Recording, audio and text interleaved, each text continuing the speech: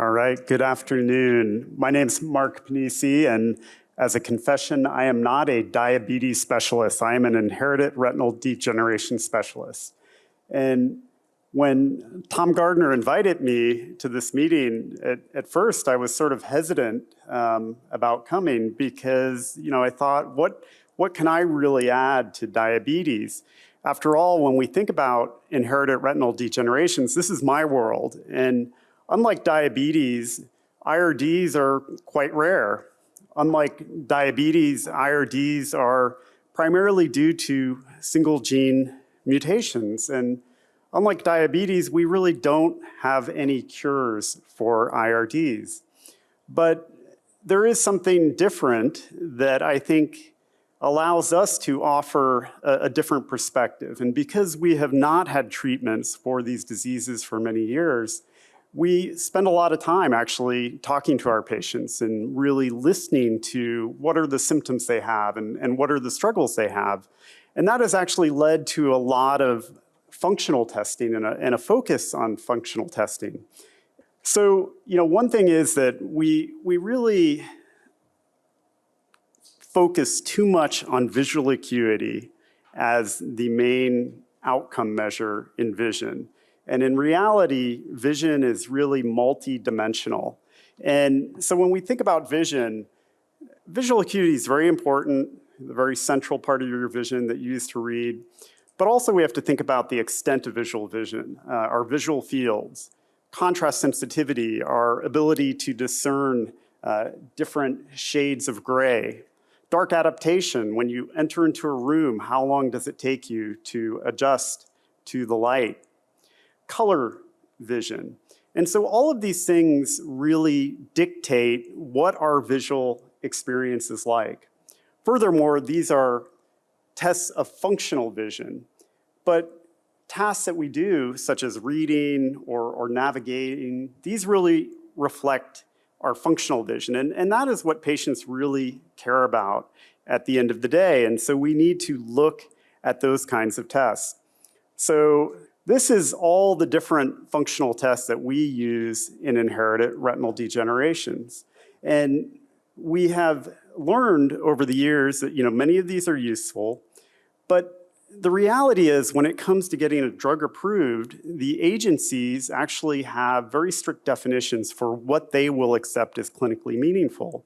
And that is shown here. And there is actually a very limited number of these outcome measures. And this has been quite a challenge. In fact, now that we are starting to have therapies for inherited retinal degenerations, how are we doing? Well, here's a list of all the inherited retinal degeneration trials. Most of these are gene therapy trials, and most of these have failed. In fact, we've only had one approved treatment. And so why is that? Well, partly it may be, the treatment didn't work. But I can tell you that many of these treatments, we do see improvements in patients, but they fail to meet the endpoints. And so that really stresses the need to have more sensitive endpoints that can be brought to the regulators. And so in inherited retinal degenerations, we are exploring a lot of novel endpoints. Some of these actually you have heard about earlier today and I think might be useful for diabetes, such as low luminance visual acuity, contrast sensitivity, and also looking at tests that can examine rod function. So most of the functional visual tests that we do only look at cones. And so by using things like dark adaptive perimetry with different colors, we can actually tease out rod function, and that might be important. We're using mobility testing. You heard the previous talk on gait analysis, which I thought was really fantastic. And this also relates to how well patients can do in their environment. And furthermore, we're getting into virtual reality. Rachel Huckfeld will talk a little bit more about some of these tests in her talk. We are developing novel imaging endpoints. So this is something called ORG, or optoretinography, which actually can optically measure the function of photoreceptor cells. But I think that it's important to understand the underlying pathophysiology, and you'll hear in the next talk kind of the importance of looking at histology. For inherited retinal degenerations, we focus primarily on the outer retina, but for diabetes, perhaps the inner retina is more important. And historically, there's papers going back to the 1960s showing problems with the ERG, a loss of oscillatory potentials, and this is probably due to intraretinal dysfunction. And if we understand what the underlying cellular defect is, then we can develop tests to actually test those. And this is an example of a handheld test you can use on your iPhone looking at hyperacuity. And this is actually able to detect subtle dysfunction in vision in diabetics better than looking at just visual acuity. So finally, you heard about PROs. This has been really important in the inherited retinal degeneration space, not only to look at the PRO itself, but to get to the clinical meaningfulness of other tests that we do. So for example, if we have a test that looks at, say, dark adaptation, how do we yoke that to something that is clinically meaningful? And by measuring the PROs, we can compare that and really define the meaningfulness of these tests. So I'm going to stop there and introduce our first speaker, Dr. Rachel Huckfeld. Thank you. I'd like to thank the organizers for the opportunity to speak today. I think this meeting has been so interesting in highlighting the challenges that are shared for diabetic retinal disease and also IRDs, and also the commitment that is shared. It is my privilege to speak today on behalf of the investigators of the Foundation Fighting Blindness Clinical Consortium and the consortium's READY Working Group. The work that I'll be presenting is funded by FFB. So the Clinical Consortium was founded in 2016 with a mission of accelerating the development of treatments for inherited retinal disorders. And Mark so nicely laid out some of the challenges that our field faces that the consortium is hoping to help address. We have grown significantly in the last 8 years. We now have over 40 clinical sites of IRD expertise in 15 countries on a growing number of continents. And those clinical sites are accompanied by subject matter experts in topics like genetics and retinal imaging. Our organization is modeled on the DRCR Retina Network that Jenny described this morning, so familiar to many in this room. And given the challenges that we face with regard to endpoints in the IRD field and some of the failed trials that Mark described, our hope is that we can use natural history data on specific IRDs to have a more data-driven approach to endpoints and clinical trials, selection in clinical trials. And so the regulatory endpoints and trial design for IRDs, or READY Working Group, is really leading this effort, beginning with the data from our natural history studies on how structural and functional measures progress over time. The goal of READY is to take this information to do some side-by-side comparisons of candidate endpoints, look at their strengths and weaknesses, and as you'll see in the course of my talk, kind of get a little bit creative with problem solving and proposing new endpoints. Our data thus far has been, or efforts thus far rather, have been focused on a study called RUSH2A. The formal name for that study is Rate of Progression in USH2A-related retinal degeneration. USH2A is the gene that causes the majority, or it's the leading cause of autosomal recessive non-syndromic retinitis pigmentosa in North America. It's also the leading cause of Usher syndrome. And RUSH2A was a 4-year prospective study chaired by Jackie Duncan at UCSF, in which patients came in annually for study visits. We carefully designed the eligibility criteria for our primary cohort to be sure that we were capturing people who were likely to show change over the 4-year study. So visual acuity had to be 20/80 or better. In reality, everybody was 20/50 or better. And the visual field size had to be 10 degrees in diameter on kinetic perimetry. At each of the study visits, we performed a variety of functional and structural assessments, including some of the ones that Mark highlighted in his slide, and we also collected patient-reported outcomes. The data that I'll be focusing on today comes from our primary cohort and just over 100 patients who had at least one follow-up visit. Before I dig into the data, though, I just want to spend a moment on what are ideal endpoint properties. Some of these came up in talks earlier today, but we certainly gave them some thought. First, we want to be sure that the magnitude of change is large relative to the variability of change.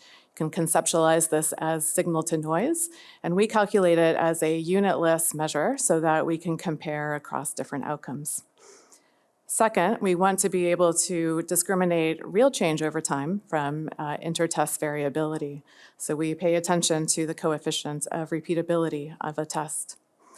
We want to be sure that an outcome is sensitive to detecting change in the majority of our population. For us in IRDs, that means we are particularly sensitive to looking for floor effects.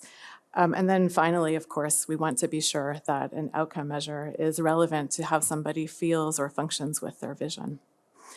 And so with these in mind, perhaps not unsurprisingly, it turns out that some of the measures that we might find very important in routine clinical care actually fare less well as endpoints in the IRD population.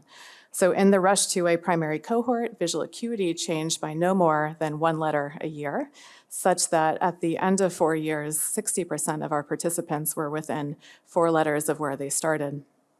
And on top of that, only a small percentage of eyes had a change exceeding the coefficient of repeatability, which was actually quite large at 9 letters.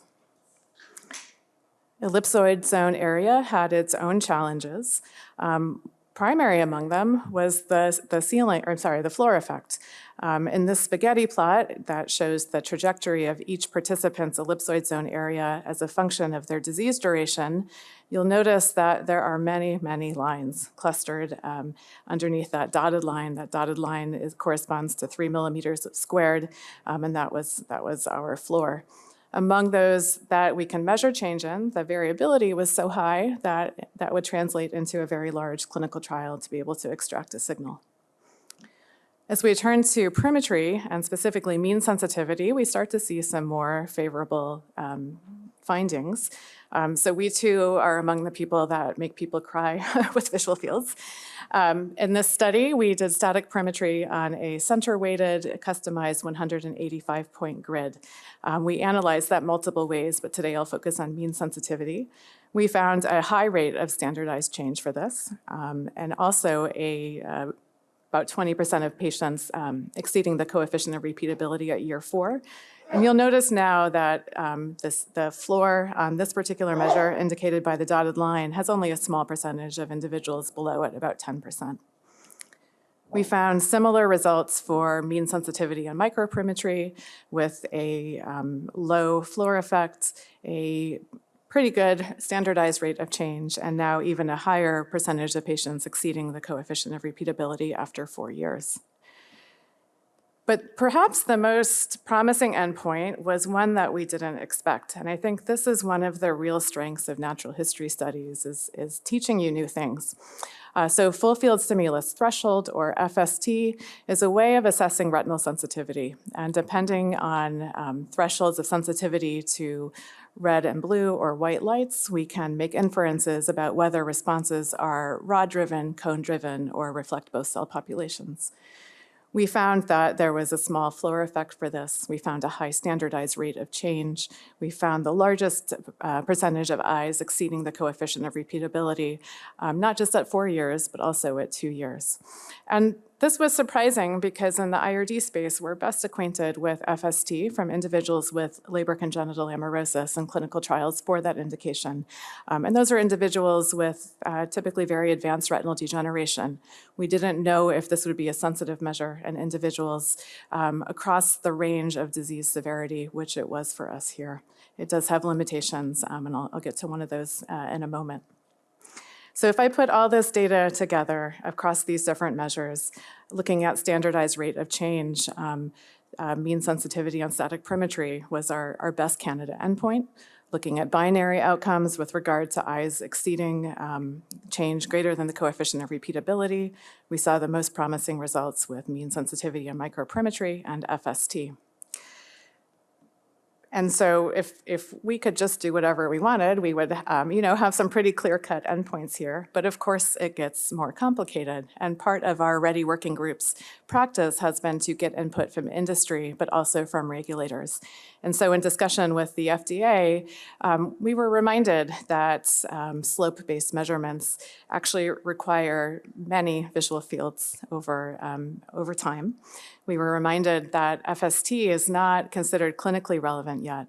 And I mean, very appropriately, that exceeding the coefficient of repeatability doesn't in and of itself mean that something is clinically relevant. So if we now turn to the FDA,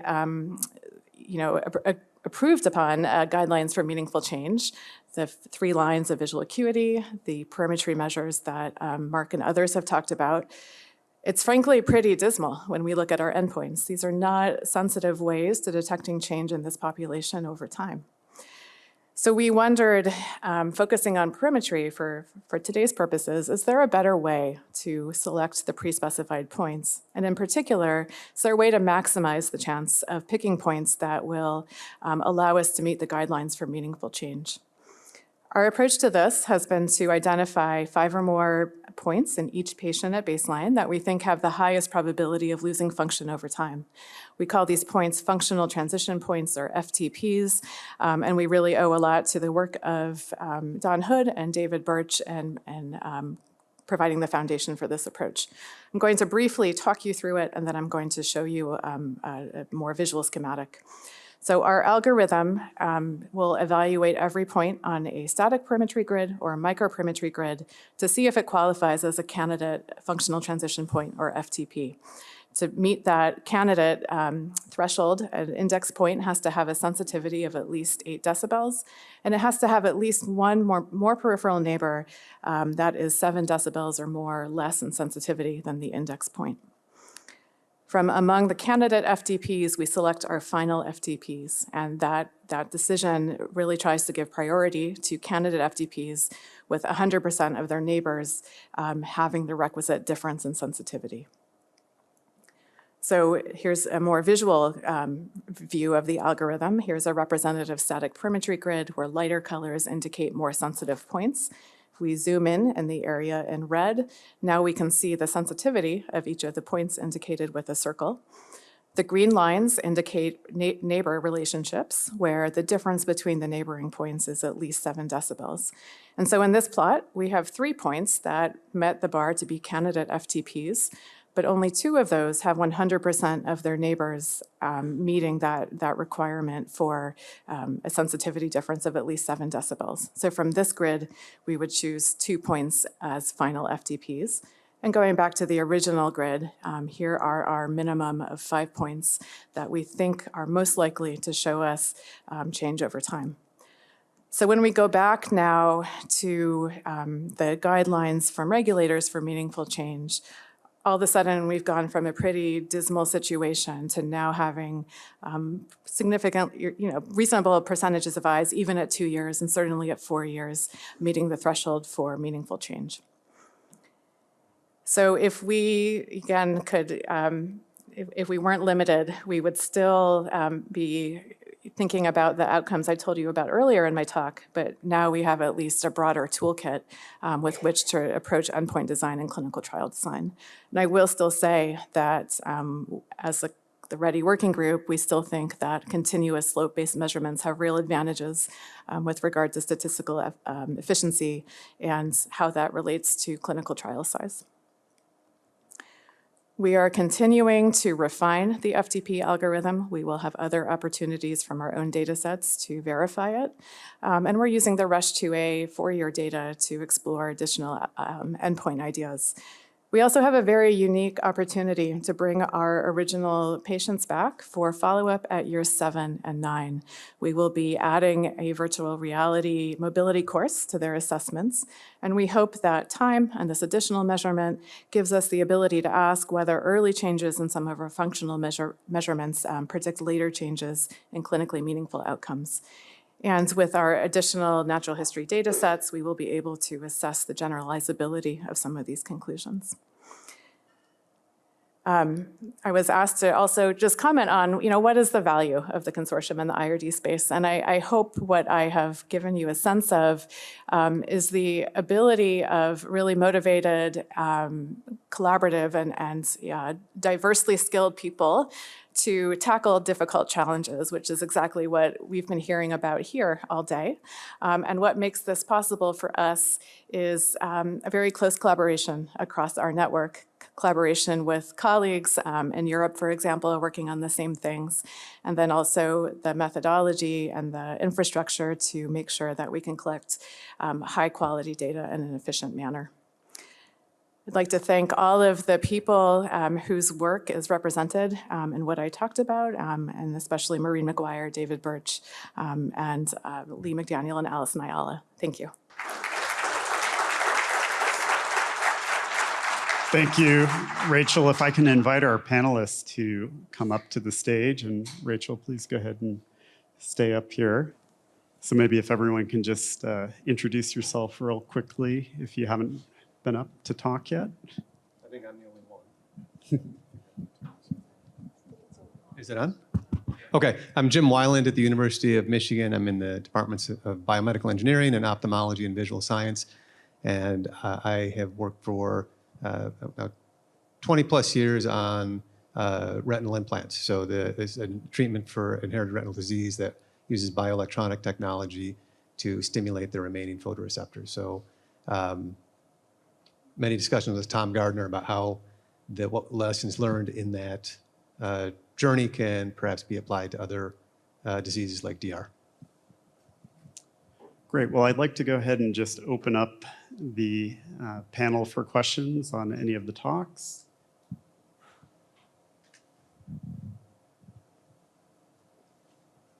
Thank you.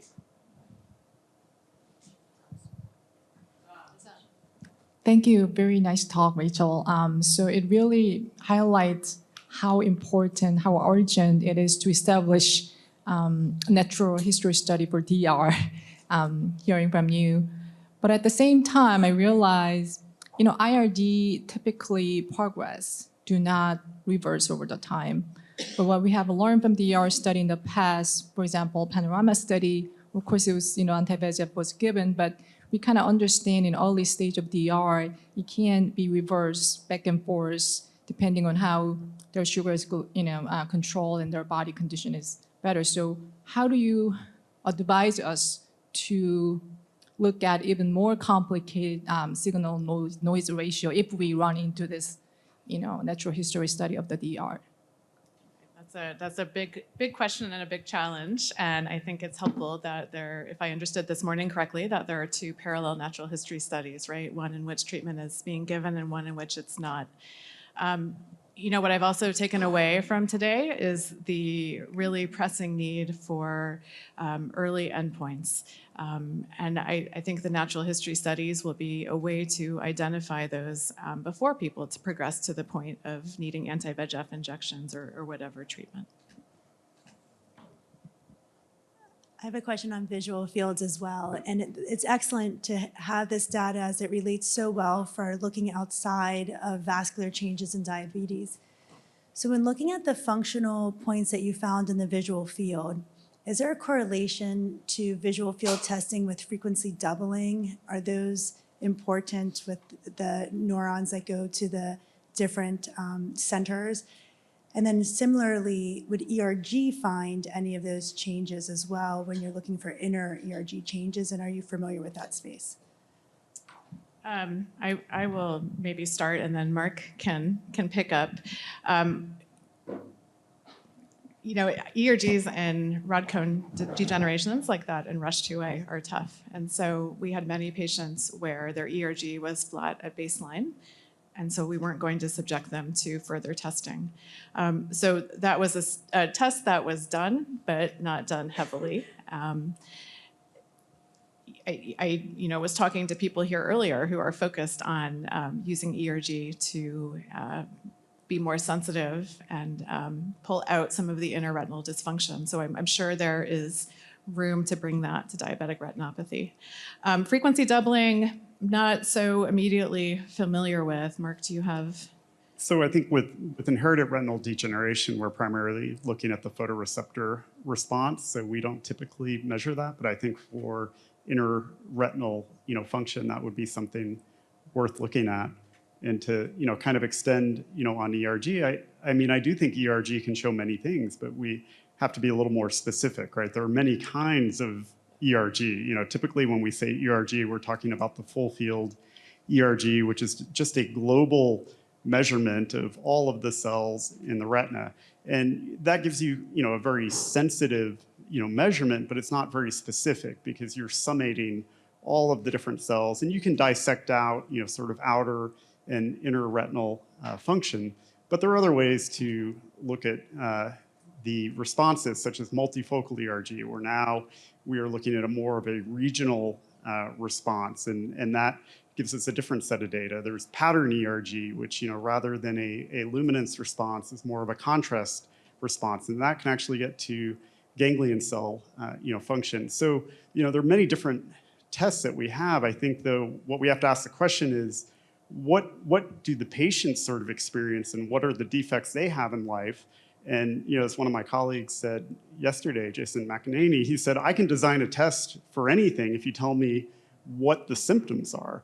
And so I think that's sort of, one of the fundamental questions. In IRDs, patients will tell us, what they have difficulty with. They go into a restaurant and they can't really see because of the change in illumination, or the menu, they print on these recycled paper now, and it's very hard to, see the contrast. And I think, it'd be interesting, from a patient perspective, what kinds of things do diabetics experience that we are not measuring, because we can develop those tests. I think it depends on the individual. So I can only speak for myself. I have problems, like the white background is a no-go for me. It's really hard for me to see changes of if the lights are turned off in a room, I have a hard time adapting. So things like that, but a lot of, when we go into our appointments, there needs to be some probing questions need to be asked, because we don't know what we don't know. And sometimes we think that our problems with our vision is because of our age. Being over 40, some of my loss of vision I would think is because I'm over 40. Mm-hmm. And I think that's one of the problems that we have with getting people in to understand that there is diabetic retinopathy going on, but yeah, I think it's I don't know how to answer that question fully, because it is very personal. Yeah. Well, I think that's where the PROs, become really important. We need to survey a large population and listen to people, and I think common themes, will emerge, and then we can design and develop, the tests to sort of pull that out. Yeah. So Mark, I appreciate your comment about designing a test if we know the symptoms. So I would ask you, as a former cardiologist, what are the symptoms of high cholesterol from your perspective?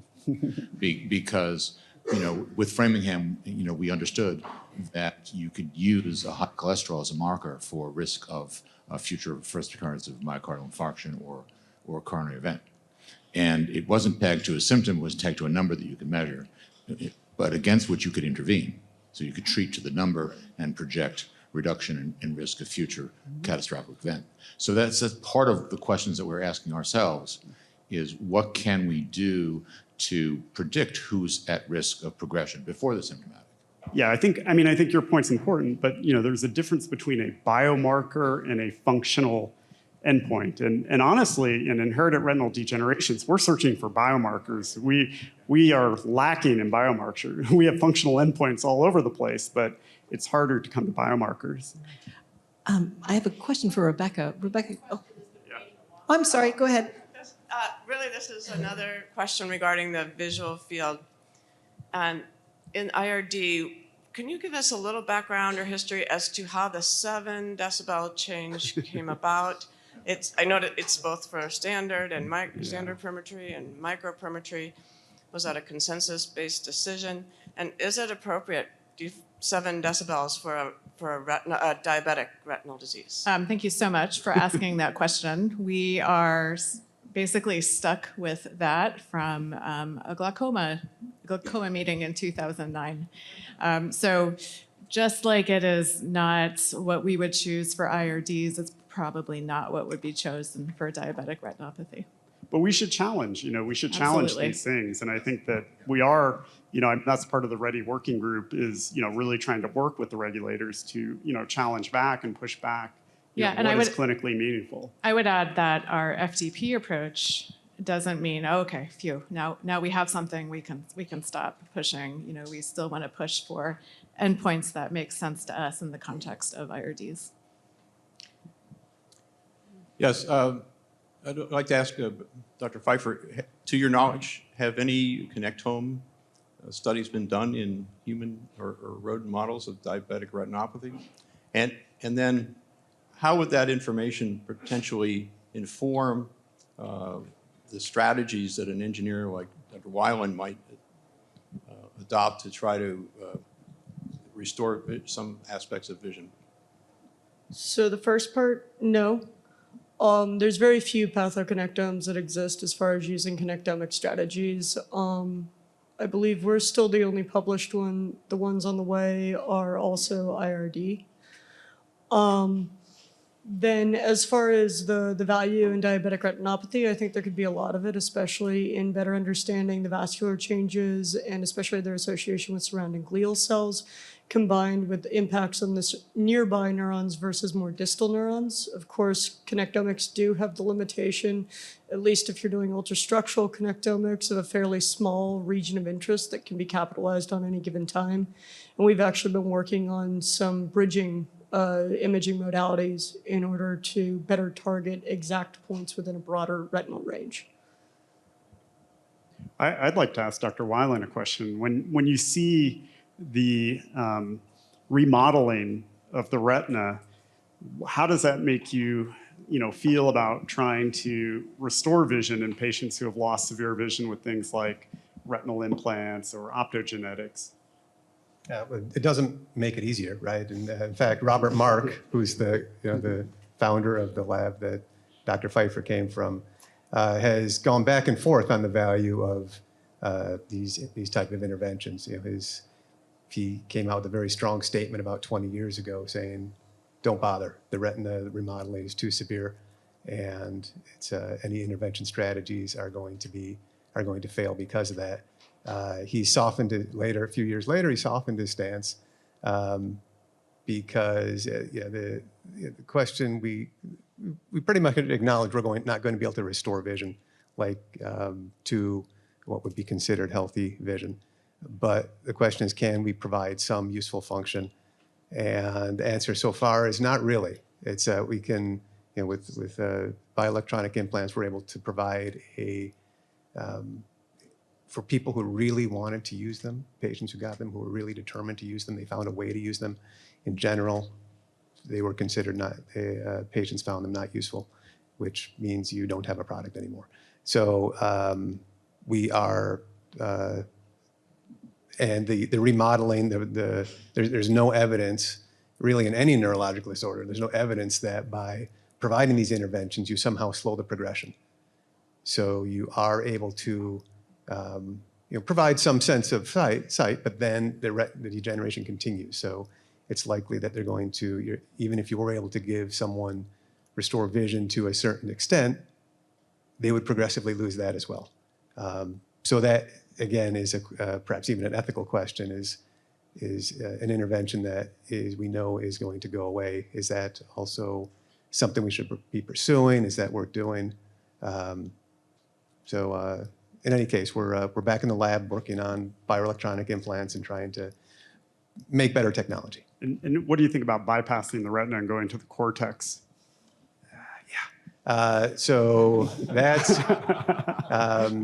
so for all the MDs out there who remember there, anyone who's studied functional anatomy of human visual cortex, that is in a deep place that is protected by lots of blood vessels. So nature did us no favors in terms of the visual system layout.